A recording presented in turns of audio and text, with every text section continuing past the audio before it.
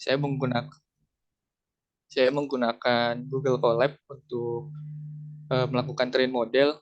Di sini ada beberapa section. Yang pertama tuh ada saya ngecek ketersediaan GPU-nya karena penggunaan YOLO ini sangat membutuhkan bantuan dari GPU agar proses trainingnya jauh lebih cepat. Gitu.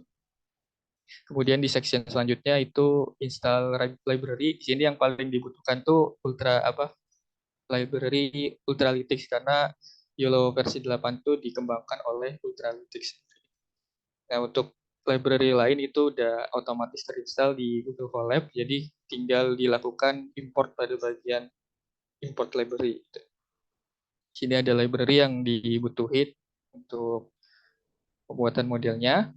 Kemudian di sini kita load datasetnya. Di sini datasetnya saya menggunakan bantuan dari RoboFlow untuk dari pelabelannya, kemudian split data antara data train, data validasi, dan data tesnya, kemudian di-download dan ditaruh di Google Drive.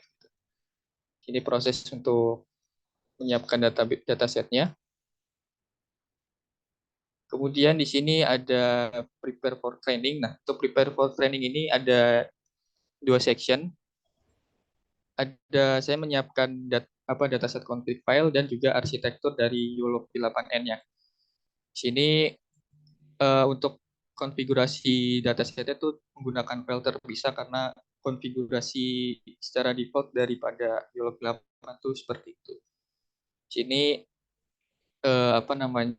untuk konfigurasi datasetnya, kemudian di sini untuk arsitekturnya itu seperti ini.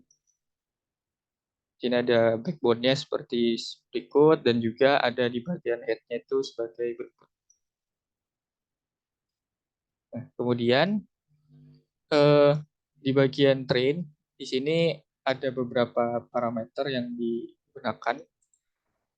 Nah, yang pertama tuh ada data itu untuk memasukkan konfigurasi datasetnya sebelumnya.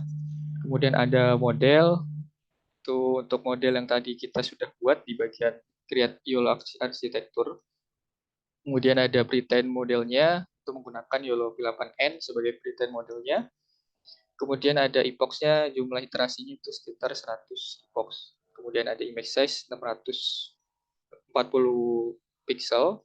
Kemudian device 0, nah device 0 ini untuk menggunakan bantuan dari GPU.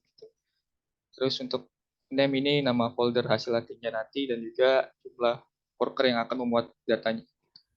Dan di sini hasil dari trainnya kurang lebih seperti ini. Ada sekitar 100 epoch dan nantinya akan dihasilkan output seperti ini untuk hasil daripada train modelnya gitu. Sini terlihat dari precision, recall, dan mean average precision gitu. Kemudian setelah dilakukan train, itu ada validation. Ya, untuk validation kurang lebih scriptnya seperti ini. Dan outputnya pun kurang lebih sama karena dia untuk memvalidasi hasil dari train. Setelah dilakukan validasi, kita coba untuk melihat daripada performanya melalui visualisasi menggunakan chart ataupun grafik-grafik. Di sini terlihat ada confusion matrix-nya, kemudian ada F1 score curve-nya. Selanjutnya kalau di scroll lagi itu ada precision recall curve, kemudian ada precision curve dan recall curve-nya. Nah, setelah dirasa cukup untuk secara grafiknya, kemudian kita lakukan testing.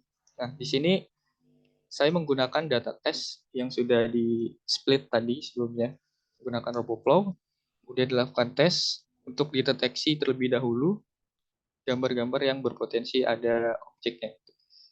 Kemudian dilakukan show, kita ngelihat hasil deteksinya. Di sini terlihat bahwasannya uh, deteksi berupa senjata api yang berasal dari CCTV itu berhasil terdeteksi dengan nilai confidence sekitar 0,70-an ke atas.